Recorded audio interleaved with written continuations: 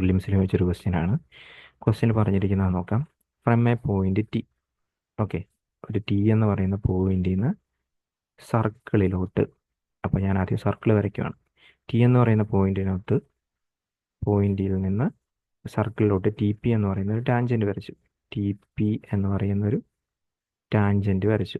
Okay, tangent വരച്ചു. T P എന്ന് പറയുന്ന ടാൻജൻറ്റ് വരച്ചു. Okay, tangent at P drawn to the circle with centre O. A secant T Q R, ഒരു secant T Q R, ഒരു secant T Q R, T Q R വരച്ചു. Q ആണ് nearest point, അതങ്ങനെ തന്നെ നമ്മൾ വരച്ചിരിക്കുന്നത്. Then A P and Q R inscribed.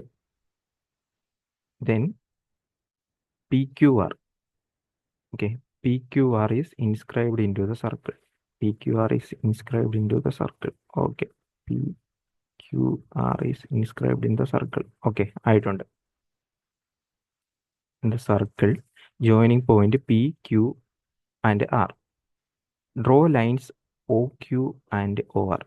ഇനി എന്താ പറഞ്ഞിരിക്കുന്ന, പറഞ്ഞ പോലെ അങ്ങ് ചെയ്താൽ മതി, വേറെ പ്രശ്നമില്ല. ഒ ക്യുവും ഒ ആറും വരയ്ക്കാൻ പറഞ്ഞു. ഒ ക്യുവും ഒ ആറും വരയ്ക്കാൻ പറഞ്ഞു. ഓക്കെ, ഞാൻ വരച്ചു.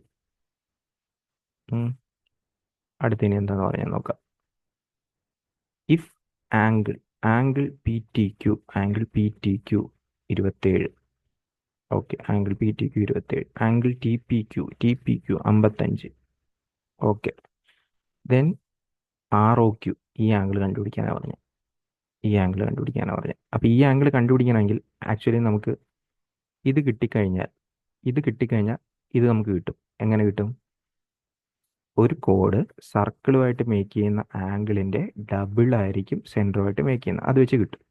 അതിനു മുമ്പ് ഞാനിവിടെ ചെയ്യുന്നത് നിങ്ങൾ നോക്കിക്കോണേ. ഞാൻ ഈ ആംഗിൾ എനിക്ക് കണ്ടുപിടിക്കാം. കാരണം എന്താ, ഒരു ട്രയാങ്കിളിൻ്റെ എക്സ്റ്റേണൽ ആംഗിൾ എന്ന് പറയുന്നത് സം ഓഫ് ഇൻറ്റേർണൽ ആംഗിൾ ആയിരിക്കും. അപ്പോൾ ഇത് എത്ര വരും? 55ഉം 27ഉം കൂടി കൂട്ടിയിട്ട് 82 എന്ന് പറഞ്ഞ് കിട്ടും. ഓക്കെ, അതവിടെ കിടക്കട്ടെ. ഇനി സർക്കിള് ടാൻജൻറ്റുമായിട്ട് മേക്ക് ചെയ്യുന്ന ഈ ആംഗിൾ ഇപ്പുറത്തെ ഓപ്പോസിറ്റുള്ള ആംഗിളിന് ഈക്വൽ ആയിരിക്കും. അപ്പോൾ ഇത് എത്ര വരും? 55 എന്ന് പറഞ്ഞു വരും. ഇത് 55 എന്ന് പറഞ്ഞു വരും. ഇതെല്ലാം ഫുള്ള് തിയറീനെ ബേസ് ചെയ്തിട്ടാണ്.